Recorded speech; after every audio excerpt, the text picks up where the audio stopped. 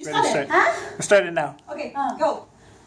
Hi, today we are going to talk about heart failure. Heart is located under the rib cage. So, let me give first the basic information about the heart. Heart, the blood comes from the superior vena cava and inferior vena cava. Deoxygenated blood comes and it goes to the right auricle. And from the right auricle, it through the tricuspid valve, it go to the right ventricle, and then through pulmonary artery it goes to lungs, and in the lungs the blood gets oxygenated, and through pulmonary vein it enters the left ventricle. Through the mitral valve it goes to the right auricle, and through aorta the blood leaves the heart and goes to the body parts, and here the blood gets oxygenated. The oxygenation takes place and when the blood goes to lungs. And then again, the procedure goes the same ways when the blood gets deoxygenated after going to the body parts. And then, over 16.1 million of Canadians suffered from heart failure, and 48,000 people died in 2012 from heart failure. The ways to diagnose heart failure is ECG, chest X-rays, echocardiology, cardiac catheterizations, cardiac enzymes. MI means myocardial infections. That means that is a coronary heart disease. And it is like blockage of blood to heart muscles. One of my article, the study that there is experience of living with congestive heart failure, qualitative studies. In this, they took 25 patients who were suffering from heart failure, and they diagnosed them, and they interviewed them. And mostly people, they ranged from 35 to 85 years. They interviewed them. They asked them the questions, and they took 5 steps, and they made the transcripts. They coded them. They made the themes, and then they discussed the problems which caused the heart failure in them. And then, in one of my article, seeing what's happening on the inside, patients' view of the value of diagnostic cardiac computed tomography angiography. In this, they took total 26 patients, but only among them 13 acute patients were interviewed. They interviewed them before the CCTA and after the CCTA too. They asked them questions before the CCTA and asked them questions about the CCTA, what they felt and what was the study, what was their experience, and they again made the transcripts and the codes and the themes in them, and then the authors came together and discussed the problems, that why people get the heart failure and what are their experiences and the things they expect from CCTA. And one of my article is What's Wrong with Me? Women's Coronary Heart Disease Diagnostic Experiences.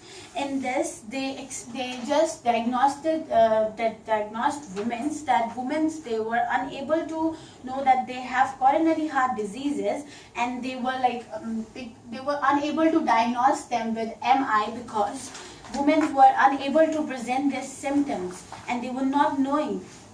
So the method they used for it was they just made a computed generalized list, and then they called the women who were eligible for this test. They called them and they asked about their experience. Then they hired a nurse, and the nurse they just sent them to them for the interview. And the first interview lasted for 2.5 hours, and that means they just asked them questions. She just asked them question in depth about what is happening to you, and then again they studied their experience, and the second interview was conducted for 30 minutes just to study their experiences more clearly so that they can prevent it. So now I will request Kayla to tell us about the causes of heart failure. Okay. Heart failure. Heart failure often develops when the condition of damaged or weakened heart, so this gets weak. Mostly caused either from a defect, a heart disease, or an infection.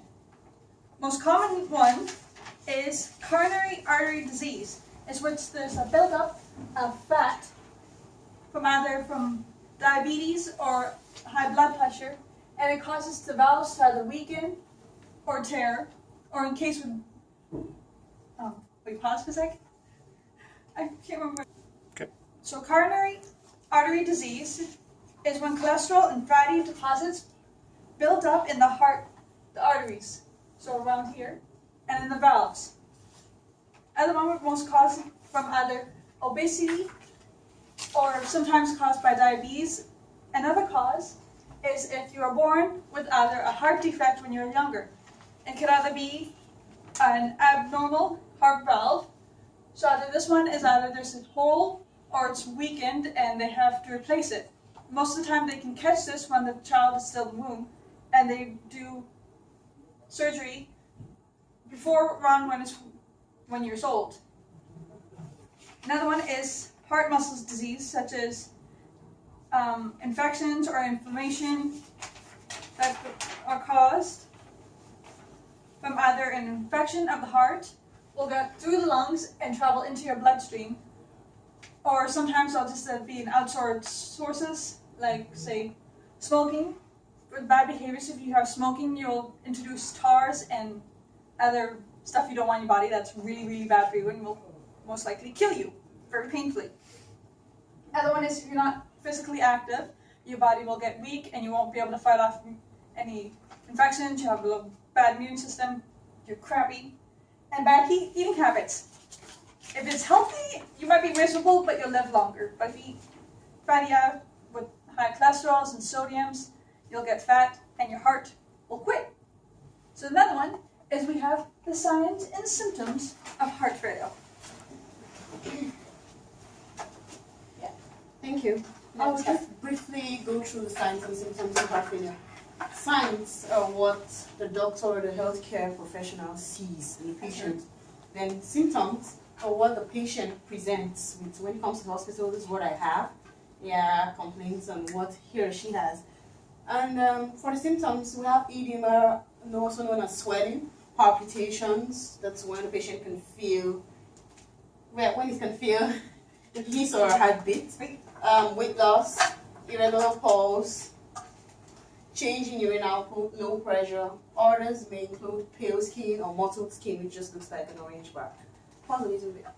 So we have shortness of breath, exercise intolerance, orthopnea, that's difficulty in breathing positions, and dizziness, paroxysmal nocturnal dyspnea, that's difficulty in lying down and breathing. So at night, the patient seems to just like get up just to gasp for air. Then you have restlessness, fainting, severe cough, chest pain, and wheezing. In one of my studies, Signs and Symptoms of Heart Failure, Are You Asking the Right Questions, by Albert et al. The major sign, the most common sign that was listed was edema and swelling, and the most common symptom that was listed was shortness of breath.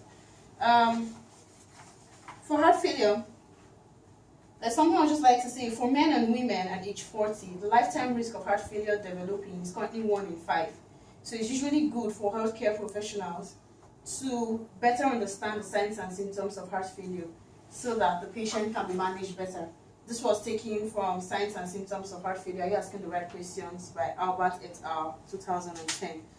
I was just going to briefly talk about the New York Heart Classification of Heart Failure. That's like a functional, symptomatic classification of heart failure. That's still talking under the symptoms when the patient comes to the hospital. So for New York Heart Classification Class 1, there's no limitations at all. The patient is okay, can perform normal regular activities that a regular human being performs without any limitation, no fatigue, no difficulty in breathing, you're okay. Then class 2 is slight limitation of physical activity. That they can do regular physical activity, but when it comes to severe, like running and some other stuff like that, they tend to have slight limitation and they can't do it. Class 3 is marked limitation of physical activity, that they can't do physical activity, they can't climb the stairs, they can like button their shirts, they can do like some other small activities. Then class 4, they are not able to perform any physical activity at all. So slight activities like just buttoning your shirt or maybe lifting something up from a chair or something at the table, that is usually easy for a normal human being, that's like difficult for them. Those ones are usually bedridden and they usually need rest most of the time. Pathophysiology of heart failure, that's just the way heart failure occurs. I'm just going to talk about that very, very briefly. We have three ways in which heart failure occurs. Either the structural abnormalities or functional abnormalities, then other chemicals are produced in the body, then we have others too. So for structural abnormalities, just like Kayla has said before, like heart defect on the child, where the child is born with heart valve abnormalities and all that. Others include coronary artery obstruction. That's like when she said about eating bad eating, like high cholesterol in your diet and smoking. All those things tend to like cause coronary artery obstruction, thus leading to heart failure. Then we have fibrosis, necrosis, that's like death of the tissue in the heart, and hypertrophy, that's like overgrowth, when the tissue in the body changes to another kind of tissue, or an overgrowth of the tissue. Functional abnormalities include things like arrhythmias and mitral regurgitation. So the biological active substances circulating in the body include cytokines and chemical substances in the blood. These include the renin, angiotensin, aldosterone system. This is like the system in the kidney, which what it does is it impairs renal blood flow, causing sodium retention and volume retention in the body, thus increasing cardiac output and workload of the heart. In other words, causing heart failure. Then you also have the sympathetic nervous system, where if it's activated, it increases it increases vasoconstriction. Definitely adrenaline, as we all know, sympathetic nervous system, there is vasoconstriction. So it causes constriction of the vessels, leading to, when the vessels are constricted, there's an increased resistance and a difficulty in flow of blood. So that causes a decrease in cardiac output, which can also be a cause of heart failure. Then others include things like genetics, age.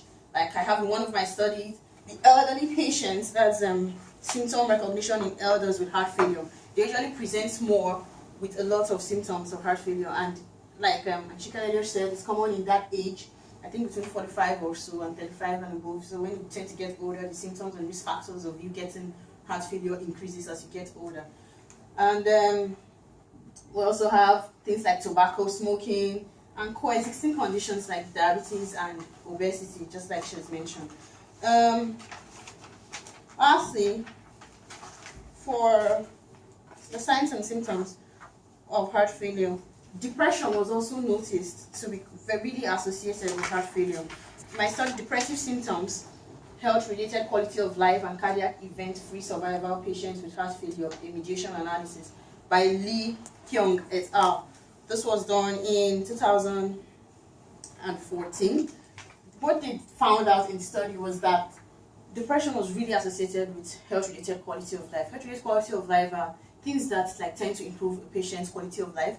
You have the psychological things, issues, you have social, and you also have physical, and the health-related means everything we've mentioned before. They tend to like affect one's a patient's developing heart failure related to depression. So what was discussed and found out in the study was for you to be able to like better prevent heart failure in a patient or better manage a patient effectively, depression and health-related quality of life, both of them have to be fully studied together and associated because they go together.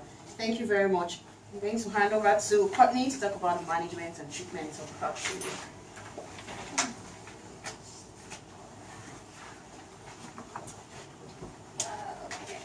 First, I want to talk about the precautions and life modifications that you should be making when you are experiencing the symptoms of heart failure.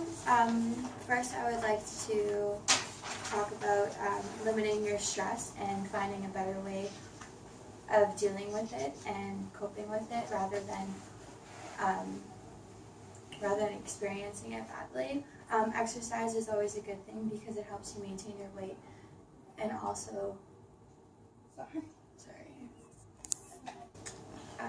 and another way is quitting your bad habits, smoking and drinking, and also having proper nutrition and watching what you're eating. And you have to cut fat and sugars and salt out of your diet, because bad cholesterol clogs your arteries, and by watching it and making healthier choices is the best way to prevent heart failure, and also in children. The medicational treatments. First, medication is the best way to go because you don't want to go into surgery if you don't technically need it right away. So the first types of medications that some doctors might be prescribing is diuretics, which are water pills. It's for high blood pressure, and it gets rid of unneeded water in your body, and also like excess salt and fluids that are clogging your arteries, it pushes it out and cleans it out. And it also makes your heart easier to pump. LACE inhibitors, which is another medication to lower your blood pressure.